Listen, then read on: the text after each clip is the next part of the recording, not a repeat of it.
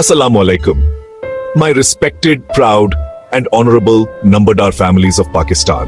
Have you ever stopped and truly thought about what a Nambardar's family goes through when their loved one falls ill? In those moments, families need patience, prayers, and support. But sadly, some see this pain as an opportunity, plotting to snatch away the Nambardare. And when a Nambardar passes away, while the family is drowning in grief, those same opportunists jump in with applications and fake recommendations, turning mourning into a battleground. Instead of supporting the family, the revenue system, from patwari to board, demands its fee for simply doing what's right. Is this justice?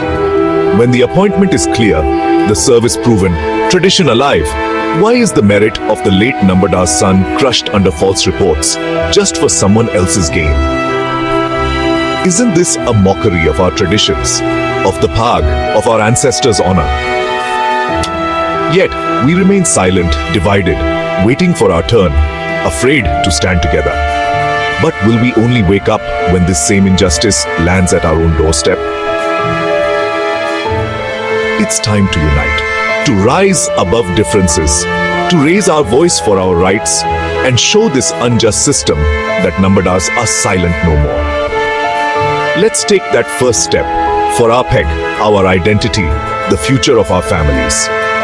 Ask yourself, if tomorrow my own son faced this, could I ever forgive my silence? Thank you.